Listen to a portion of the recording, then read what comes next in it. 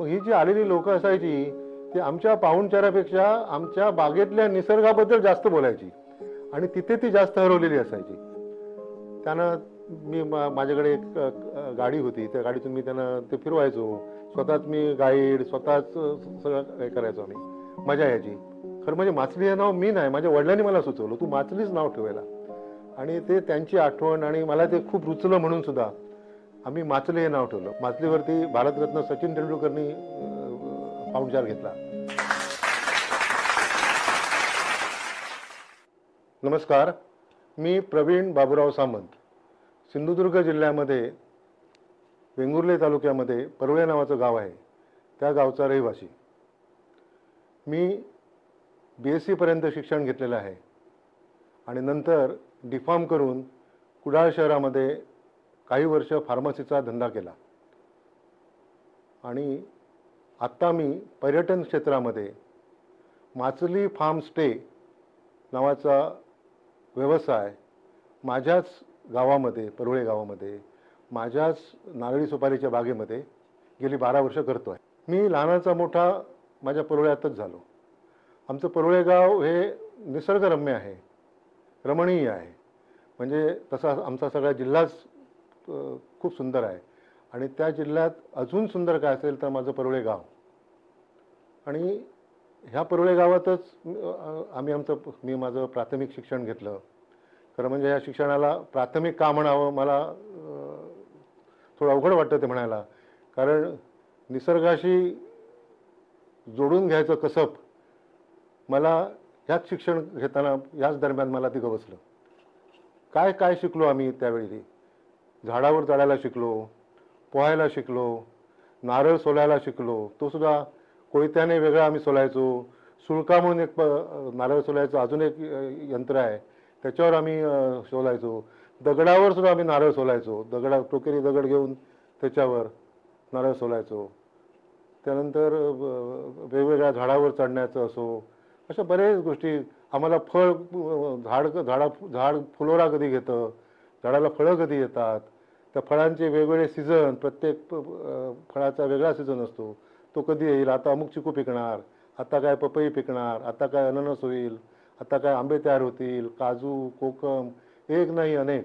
या सगळ्या झाडांची वैशिष्ट्य आम्ही शिकलो ती आमच्या ह्या बालपणातच. मी आत्ता सांगितल्याप्रमाणे माझं प्राथमिक शिक्षण परुळ्यामध्ये झालं. नंतर माध्यमिक शिक्षणासाठी मी कुडाळला आलो. कुडाळ हायस्कूल कुडाळमध्ये मी 11वीपर्यंत जुनी SSC ज्याला म्हणतात ते मी केलं. आणि नंतर मी गोव्याला पणजीला मिरामार येथे माझं महाविद्यालयीन शिक्षण पूर्ण केलं. तिथे मी BSc माझी पूर्ण केली. नंतर मला माझ्या वडिलांनी माझा पिच्छा पुरवला होता की तू नोकरी करायला कुठे बाहेरच्या गावात जाऊ नकोस, कुठच्या शहरात जाऊ नकोस, तू इथेच राहा, तू आमच्याच गावात राहा, छोटा मोठा काहीतरी उद्योग कर, काहीतरी व्यवसाय कर, आणि तू आमचं जे आहे काय बागायती काय आहे ते तू सांभाळ. नाहीतर ते कोण बघणार, कारण मी घरात एकटाच मुलगा होतो आणि मला 2 बहिणी आहेत. तर वडिलांना वाटायचं की त्यांच्या पश्चात मी, आणि जास्त ते शहराची दगदग नको आपल्या मुलाला, त्यांनी इथेच राहावं. घरात आम्ही खाऊन पिऊन मस्त बिंदास 24 तास अशा प्रकारेच राहत होतो. आणि म्हणायला गेलं तर आम्ही समृद्धीतच वाढलो. माझं लहानपण समृद्धीतच गेलं. मी श्रीमंतीत गेलं असं म्हणत नाही, कारण तो काळ उणिवेचा काळ होता.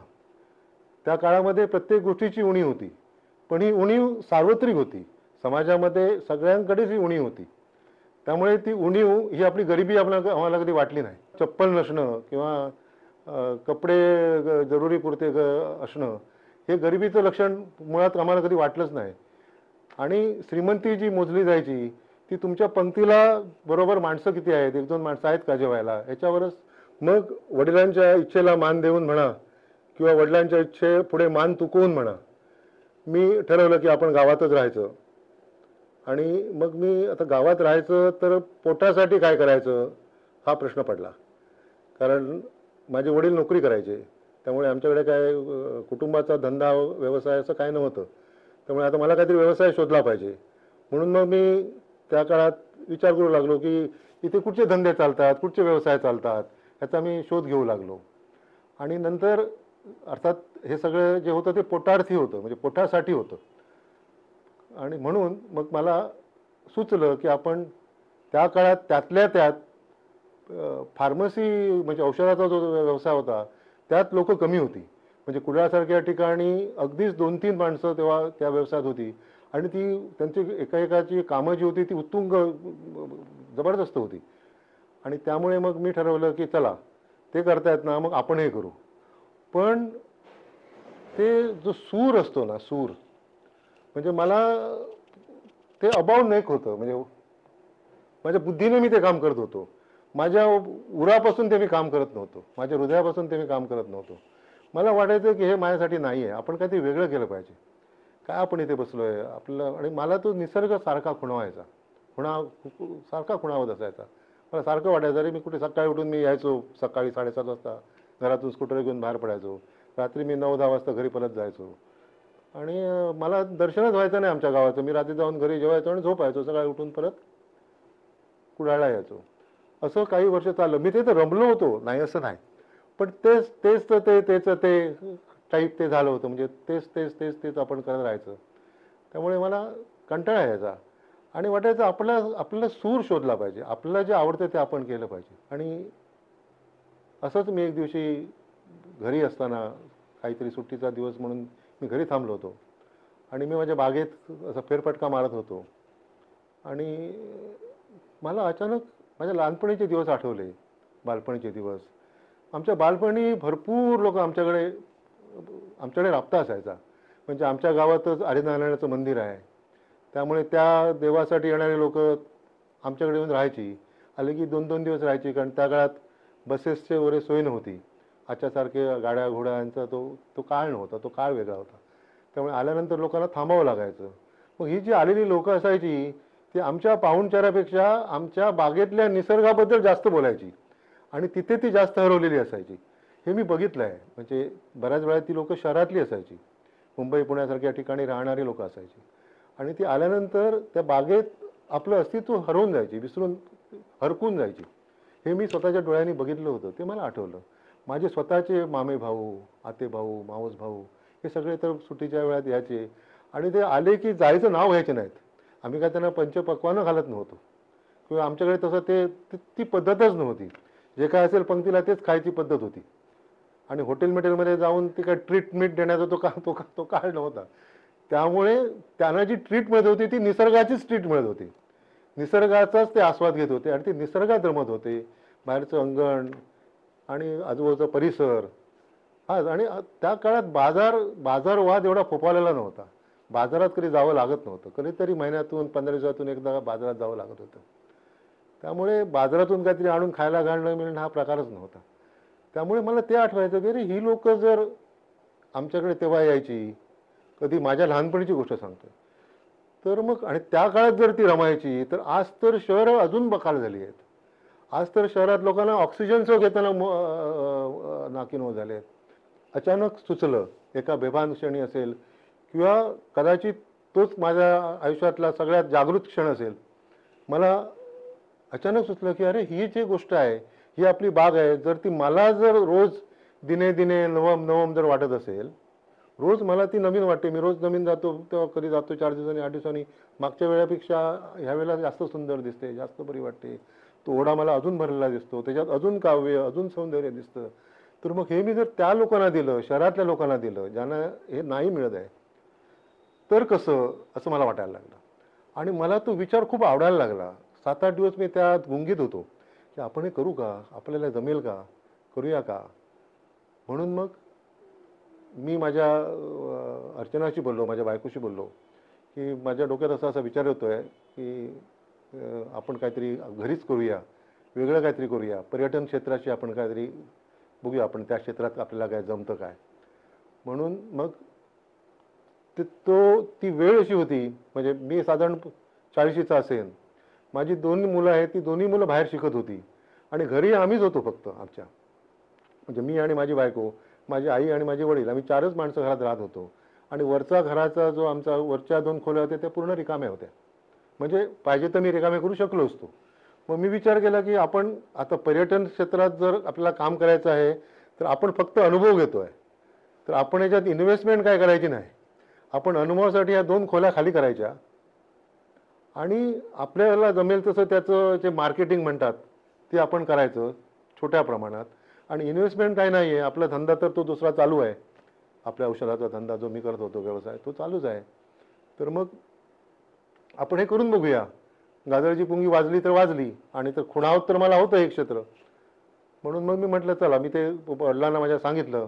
वडिलांना काय तेवढं ते पसंत पडलं नाही, कारण त्याला ते मेडिकलच्या व्यवसायात जास्त त्याला तो आवडायचा. तर त्यांना वाटायचं की ह्या वयात हा हे करेल तर मग ते कोण बघेल वगैरे. त्यांना ते त्यांच्या वयात ते साहजिक आहे की त्यांना ते वाटत होतं. पण मी म्हटलं आपण करायचं. म्हणून मी अर्चनाला म्हटलं, तिला ती ओरिएंटल इन्शुरन्समध्ये नोकरी करायची. तर तिला शनिवार रविवार सुट्टी असायची, मी रविवारी सुट्टी घ्यायचो. आणि मग शनिवारी माझ्या वडिलांना मी मानवायचो की तुम्ही जरा एक दिवस बसा आजचा दिवस दुकानात. आणि मग शनिवार रविवार आम्ही ह्या ॲक्टिव्हिटीज सुरू केल्या पर्यटनाच्या. आणि मग मी एक बेसिक वेबसाईट बनवली, अगदी बेसिक. म्हणजे फक्त त्याच्यात अगदी काही थोडीफार माहिती असेल, म्हणजे जास्त खर्च नाही केला मी, जी गरजेची आहे तेवढीच.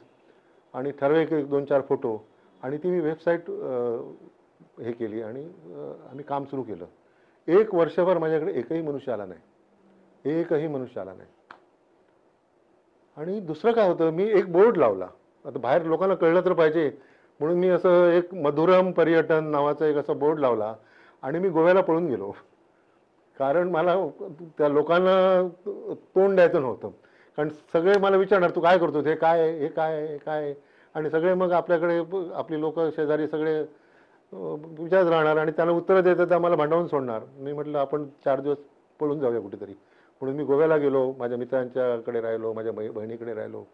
4 दिवसांनी आलो तोपर्यंत ती हवा निघून गेली होती. मला काय कोणी विषय विचारलं नाही. आणि 1 वर्षभर मी वाट बघितली, कोणीही आलं नाही. नंतर अचानक एक कुटुंब माझ्याकडे आलं राहायला. ती माझ्याकडची पहिली गोष्ट एका वर्षानंतर आलं. त्यांना मी माझ्याकडे एक गाडी होती, त्या गाडीतून मी त्यांना ते फिरवायचो. स्वतःच मी गाईड, स्वतःच सगळं हे करायचो. आम्ही मजा यायची. अगदी पार कुणकेश्वरपासून रेडीपर्यंत मी फिरवायचो. म्हणजे त्यांना वेगवेगळी स्थळं दाखवायची. आणि खाण्याचं अर्चना शनिवार रविवार ती सुट्टी घ्यायची. खायचे प्यायचे आपले कोकणातले सगळे पदार्थ जे असतात शाकाहारी मांसाहारी सगळे आम्ही ते करून आणि ते आमच्यासाठी सेलिब्रेशन असायचं, उत्सव असायचा. गेस्ट आले म्हणजे आम्हाला वाटायचं की दिवाळी दसरा झाला म्हणून, कारण ते कधीतरी यायचे तेव्हा. आणि त्यांनी मग कोणाला तरी सांगितलं, मग त्यांनी अजून कोणाला तरी सांगितलं. असं करता करता माझ्याकडे मग डिसेंबर एकदम जोरदार जायला लागलं. म्हणजे अजून 2-4 रूम असतील तर सुद्धा गेल्या असत्या असं मला वाटायला लागलं.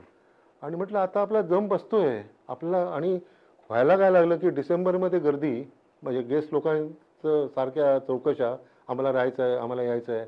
आणि हिला सुट्टी नाही मिळायची. आणि कूक मीक ठेवण्याचे कधी दिवस नव्हते, मला तर काय त्यातलं येत नव्हतं. मग करायचं काय. मग आम्ही धाडसी निर्णय घेतला. वडिलांना मी सांगितलंच नाही. आणि अर्चनाला मी म्हटलं की आपण आता कल्टी मारूया, पळूया. आपल्या ह्याच्यात मिळते, आपल्याला सूर सापडला आहे. आपल्याला जे करायचं आहे ते आपल्याला सापडलं आहे, आपल्याला याच्यात आनंद मिळतोय, तर आपण हे करूया.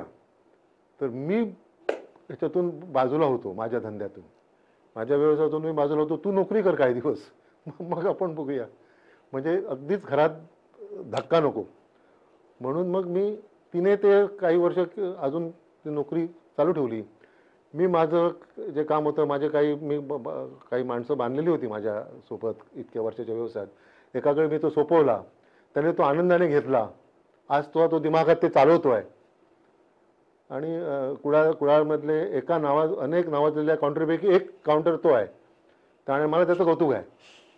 तर त्याने मला माझी त्याच्यातून सोडवणूक केली की मी करतो काम, तुम्ही जा काय ते करा.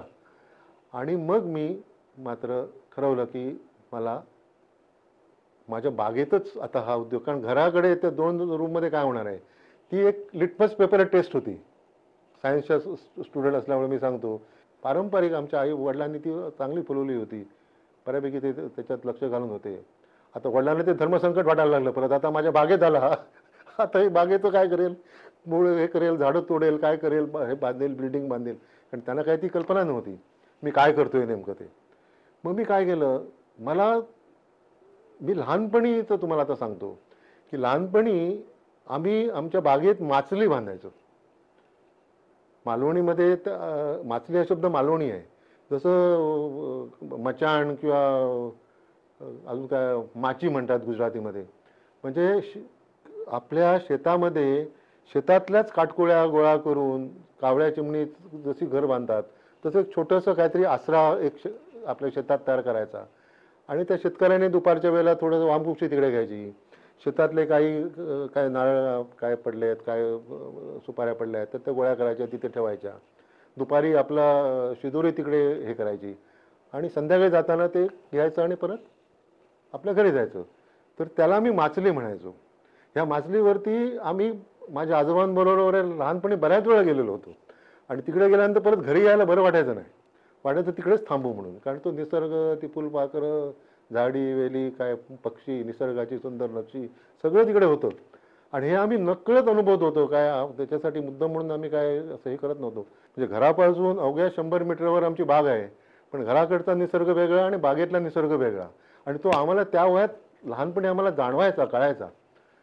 आणि मी म्हटलं मग आपण माचलीच नाव का ठेवू नये. काही बरीच नावं सुचली. खरं म्हणजे माचली हे नाव मी नाही, माझ्या वडिलांनी मला सुचवलं, तू माचलीच नाव ठेवायला. आणि ते त्यांची आठवण आणि मला ते खूप रुचलं म्हणून सुद्धा आम्ही माचली हे नाव ठेवलं. बऱ्याच लोकांना ते माचली म्हणजे मछली वाटतं, पण त्याचा माशांची काय संबंध नाही. ती माचली म्हणजे डोक्यातच माझ्या असं होतं की ही जी मी कॉटेज बांधतोय, ही जी मी माचली बांधतोय ती झोपडीच असेल आणि त्याच्यात काहीच नसेल. म्हणजे तो आसरा म्हणून फक्त त्याचा वापर होईल.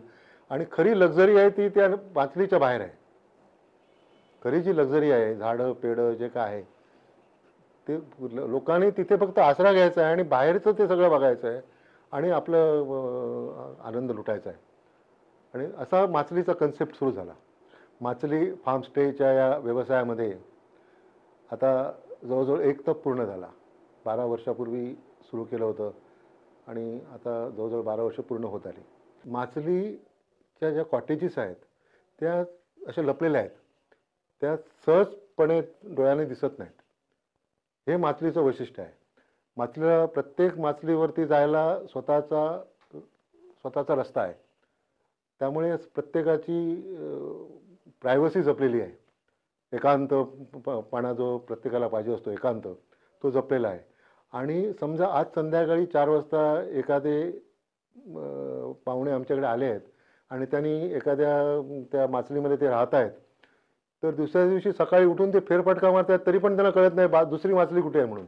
ती आम्ही त्यांना दाखवतो, ही दुसरी माचली आहे. जसे घरटी लपलेली असतात पक्ष्यांची, आपल्याला ती शोधावी लागतात, तशा ह्या माचल्या शोधाव्या लागतात.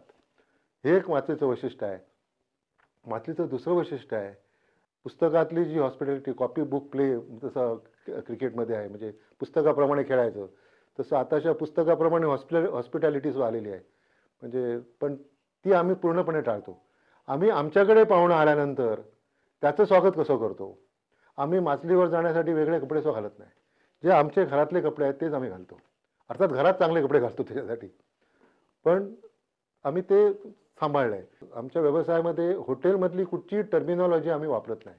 बरेच आहेत, चेकआउट झालं, चेक इन झालं, अजून काय बऱ्याच काही पिकअप आहे, ड्रॉप आहे, हे आहे, असे बारीक बारीक शब्द बरेच आपण नकळत वापरले जातात.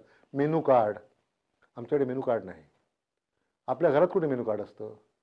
आपल्या घरात कुठे आपली आई आपल्याला सांगते आजचं मेनू अमुक अमुक आहे म्हणून, ती वाढते तेव्हा आपल्याला कळते अमुक अमुक आहे आणि ते गपचूप खायचं असतं. आपण जर सांगितलं मला हे पाहिजे तर ते मिळतं, पण 2 दिवसांनी मिळतं किंवा उद्या मिळेल. पण आत्ता ताबडतोब नाही, आता आहे तेच खा. तर तसाच बराचसा प्रकार आमच्याकडे आहे. मेनू जो काय असेल, आजचा जो काय बेत आहे मेनू म्हणण्यापेक्षा, तो आम्ही ठरवतो आणि तो आमच्या गेस्टच्या पसंतीला बऱ्याच वेळा उतरतो. आणि मग त्या पहिल्याच भेटीत ते सांगतात, पहिल्याच त्या जो हे होतो दुपारचं जेवण समजा असलं तर आता आम्ही तुम्हाला आमची फरमाईश काही सांगणार नाही, तुम्ही जे द्याल तेच आम्ही खाणार, अशा प्रकारे. म्हणजे आमच्या घरी पाहुणे आल्यानंतर जे आम्ही करतो, आम्हाला साधारण अंदाज येतो. इतक्या दिवसाच्या ह्याच्यानंतर आम्हाला कळतं की हे कुठचे आहेत, तर अमुक आहेत. आम्हाला कळतं की ह्याला काय आवडेल आणि त्याप्रमाणे आम्ही करतो. आणि हे सगळं जे आहे ते आता कसं झालं आहे, अति टेक्नॉलॉजीच्या अतिप्रसारामुळे, म्हणजे कसं आहे, हा हा माझा हे स्वतःचा आहे, त्याला कोण सहमत इतर असतील की नाही मला माहिती नाही, इतर लोक असतील, पण टेक्नॉलॉजीचा अतिप्रसार झाला आहे. त्यामुळे माणसाला आता प्रिमिटिव्ह वे ऑफ लाईफबद्दल इंटरेस्ट निर्माण झाला आहे. पूर्वीचं जग कसं होतं, पूर्वी लोक कसे राहत होते, ह्याच्याबद्दल आता जबरदस्त आकर्षण तयार झालं आहे. हे आम्हाला करता येईल का असं विचारत असतात. आम्ही असं हे करू का, त्यांना ते मसाले रेडीमेड नको असतात, आम्ही कसे करू, तुम्ही कशी मिरी वापरता. आमच्याकडे आम्ही culinary क्लासेस घेतो. म्हणजे अगदी परदेशी पाहुणेसुद्धा आणि आमचेसुद्धा पाहुणे culinary क्लासेस ला त्यांना त्याच्यात फार मोठा हे असतो. म्हणजे त्याच्यासाठी ते मुद्दा म्हणून येतात. माझ्याकडे तर एक लडाखवरनं पोरगी दरवर्षी वर्षातून 2दा येते फक्त शिकायला, आणि ती परदेशी आहे. तर असं आता एक ते आकर्षण तयार झालेलं आहे. जसं गावातल्या लोकांना टेक्नॉलॉजीचं आकर्षण आहे, शहरीपणाचं आकर्षण आहे, तसं या शहरातल्या आणि टेक्नॉलॉजीशी अति जोडल्या गेलेल्या माणसांना या प्रिमिटिव्ह वे ऑफ लाईफ जो आहे, आद्य जीवन संस्कृती, त्याच्याबद्दल आकर्षण आहे. आणि मला वाटतं ते मी आता माचलीच्या माध्यमातून त्यांना ते द्यायचा प्रयत्न करतो. आणि मला वाटतं त्याच्यामुळे लोक अजून आकर्षित होतात, त्यांना ते अजून आवडतं. आणि बराचसा जो भाग आहे आमच्या पर्यटन क्षेत्रातला, तो एक जाता जाता मला सांगावासा वाटतो की इतर व्यवसाय मध्ये बजेट नसतं. म्हणजे मी जेव्हा ठरवतो की मला डॉक्टरकडे जायचं आहे, तर मी काय असं ठरवत नाही की 50,000 रुपयापर्यंत मी खर्च करणार, पुढे करणार नाही, असं मी ठरवत नाही. कारण जे काय समोर जे काय मांडून ठेवलं आहे ते मला करावं लागतं. पण पर्यटनामध्ये कसं आहे की मी ठरवूनच जातो. माझ्याकडे येणारा जो पाहुणा आहे तो ठरवूनच येतोय की त्याचा तो किस्सा त्याचा गरमच असतो आणि तो सुट्टीवर असतो. त्याला सुट्टी आनंदात घालवायची असते. तो अगदी 80% आनंदात असतो. त्याचा खिसा गरम असतो, त्याने त्याची व्यवस्था केलेली असते, आनंद असतो. आणि त्याचं फक्त उरलेलं जे 20% आहे ते आम्हाला करायचं असतं. तो आनंद टिकवण्याचं काम. म्हणजे ते महाराजांचा अभंग आहे ना, आनंदाचे डोही आनंद तरंग. तर आम्हाला डोहात तो असतोच, आम्हाला फक्त तरंगाचं काम करायचं असतं. ते तरंगाचं काम आम्ही फक्त करतो. आणि मला वाटतं तेवढंच केलं तरीसुद्धा माणसाला त्याचीच आवश्यकता असते. माणसाला आवश्यकता कसली आहे, तर निवांतपणाची आवश्यकता आहे. माचलीवर येणारे पाहुणे हे चंदगडवनाचं हे दुसरं टोक गाठलेली माणसं आहेत. ती पुन्हा माचलीकडे येतात आणि मला सांगायला आनंद होतोय. आणि ती आता सांगण्यासारखी गोष्ट नाही, ती बरीच प्रसिद्ध झालेली गोष्ट आहे. माचलीवरती भारतरत्न सचिन तेंडुलकरनी पाहुणचार घेतला. आमच्यासाठी ती एक मोठी, आताही माझ्या अंगावर शहारा आला की फक्त आठवण काढल्यावर, की एवढी मोठी व्यक्ती, भारतरत्नचा सन्मान प्राप्त झालेली व्यक्ती ती येते आणि आमचा पाहुणचार घेते आत्ताच. आणि ते त्या पाहुणचारावरती खुश होते, सिंधुदुर्गावरती खुश होते. ह्याची परत पोचपावती त्यांनी आत्ता दिलेली आहे. 10-15 दिवसापूर्वी त्यांचा एक व्हिडिओ प्रदर्शित झाला आहे. त्याच्यात त्यांनी भोगवेचा समुद्रकिनारा प्रदर्शित ची क्लिप टाकलेली आहे. आणि खाली त्यांनी दिलेलं आहे की भोगव्याचा समुद्रकिनारा खूप सुंदर आहे आणि सिंधुदुर्गमधला पाहुणचार अतिशय सुंदर आहे, अशा पद्धतीने. म्हणजे मला वाटतं त्यांनी भोगवे हे इतर लोकांना त्यांनी इतकं सुंदर प्रदेश, इतका सुंदर किनारा आहे, असू शकतो, हे दाखवलेलं आहे. आणि पाहुणचारासाठी त्यांनी माचलीकडे बोट दाखवलेलं असावं, असं मी समजतो. धन्यवाद.